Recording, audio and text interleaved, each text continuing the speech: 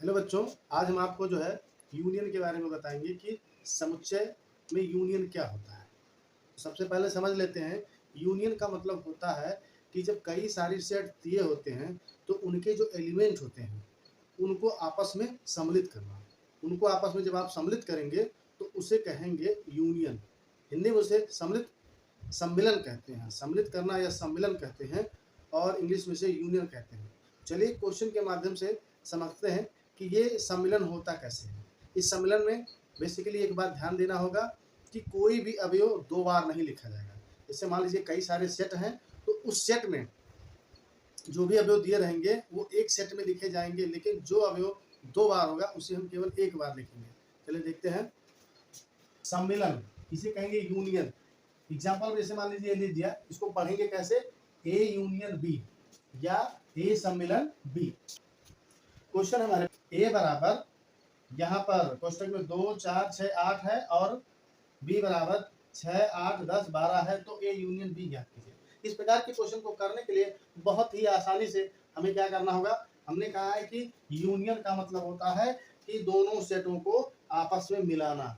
आपस में मिलाने को कहते हैं यूनियन। तो देखते हैं कैसे मिलाते हैं। जैसे लिख लिया ए यूनियन बी। अब उसके बाद में देखिए यहाँ 2 है, 2 को लिख लिया, 4 को लिख लिया। देखिए 6 यहाँ भी है, यहाँ भी है, 2 बार हो रहा है तो हमें एक ही बार लिखना है। उसके बाद 8 यहाँ भी है, यहाँ भी है, 2 बार हो रहा है, एक ही बार लिखना है। उसके बाद यहाँ 10, उसके बाद 12। इस प्रकार से ए यूनियन भी निकालते हैं। सर्वनिष्ठ इंटरसेक्शन जिसे कहते हैं वो क्या होते हैं। सर्वनिष्ठ का मतलब होता है कि जब कई सारे सेट दिए होते हैं तो दो सेट को आपस में अगर जो हम देखें कि दो सेट में कौन कौन से अवयव ऐसे हैं जो दोनों में हैं, तो जो कॉमन होते हैं, जो दोनों में होते हैं, उन्हें कहते हैं सर्वनिष्ठ। इसे जो है सर्वनिष्ठ कहते हैं। चलिए एग्जाम्पल के माध्यम से समझते हैं। सर्वनिष्ठ को कहते हैं इंटरसेक्शन। उल्टे यू से इसे दिखाते हैं। इसे ऐसे पढ़ते हैं ए इंटरसेक्शन बी, या ए सर्वनिष्ठ है जो है बी का। अब इस पे क्वेश्चन कैसे पूछता है कि ए बराबर 2 4 6 8 और बी बराबर 6 8 10 12, तो बताइए ए इंटरसेक्शन बी क्या होगा, ज्ञात कीजिए। तो हमें देखना है इंटरसेक्शन का मतलब हमने बताया है कि ऐसा अवयव जो दोनों में हो। तो हम पहले ए इंटरसेक्शन बी लिख लेंगे। उसके बाद में देखिए दोनों में कौन कौन सा है, 8 भी यहाँ पर है और 6 भी यहाँ पर है, ये यहाँ पर भी है और यहाँ पर भी है। तो दोनों में ये दो एलिमेंट कॉमन है, तो इन्हीं को ऐसे लिख लेंगे। यानी ए इंटरसेक्शन भी हमारा क्या होगा, 6 8। इस प्रकार से हम उसको लगाते हैं। समुच्चय में अंतर का क्या मतलब होता है कि जैसे अगर जो कोई अवयव दिया हुआ है तो जिससे माइनस करना होता है उसके अवयव को हम छोड़ देते हैं और केवल उन अवयवों को लिखते हैं जो बचे हुए अवयव होते हैं। चलिए हम एग्जाम्पल के माध्यम से समझते हैं कि क्या होते हैं।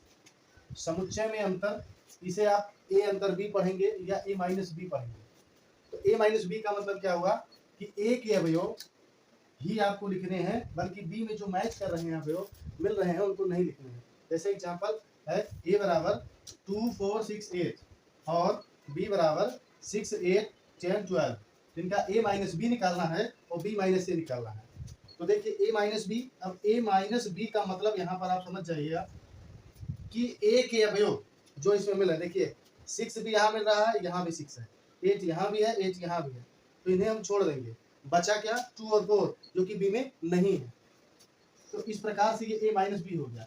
तो ए माइनस बी में हम ए की केवल उन्हीं अवयव को लिखे जो बी में नहीं है।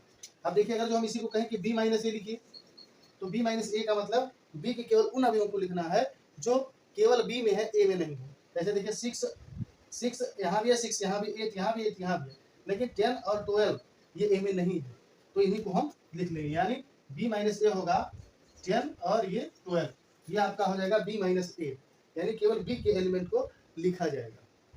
समुच्चय का पूरा कॉम्प्लीमेंट ऑफ सेट, इसे हम दिखाते हैं ए डैश से।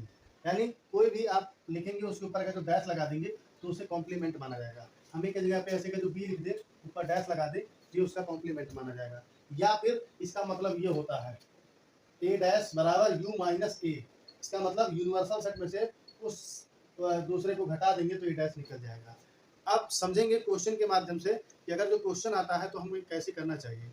तो यूनियन को यू कहते हैं और इसकी वैल्यू दे रखी है 1 2 3 4 5 6 7 8 9 10। उसके बाद में यहाँ पर ए की वैल्यू दे रखी है 1 3 5 7 9। तो आपको बताना है ए डैश क्या होगा। तो ए डैश याद करने के लिए कुछ नहीं करना है, आपको ए के सारे वैल्यू को इसमें से हटा के बचे हुए वैल्यू को लिख लेना है। एक बार फिर से सुनिएगा, ए के 1 3 5 7 9 को छोड़ के बचे हुए वैल्यू को लिख लेंगे, वही आपका हो जाएगा ए डैश। कैसे देखिए, ए डैश हमने कहा एक यहाँ भी है एक यहाँ भी, इसे छोड़ो 2 लो, 3 यहाँ भी है 3 यहाँ भी, इसको छोड़ो 4 लो, 5 यहाँ भी 5 यहाँ है, इसको छोड़ दो, आगे वाला नंबर ले लो 6, 7 यहाँ भी 7 यहाँ भी, इसे छोड़ दो, 8 को ले लो, 8 हो गया, 9 देखिए यहाँ भी है यहाँ भी है, तो ये कॉमन मिल रहा था, इसको छोड़ दीजिए, बचा था 10 को ले लीजिए। यानी 2 4 6 8 10 यही आपके आंसर हो गए, जो कि ए में नहीं है और इसको यूनियन से हटा दिया गया है। ऐसे कहे तो ये u माइनस ए कर दिया गया है, तब ये आपका आंसर आ गया है।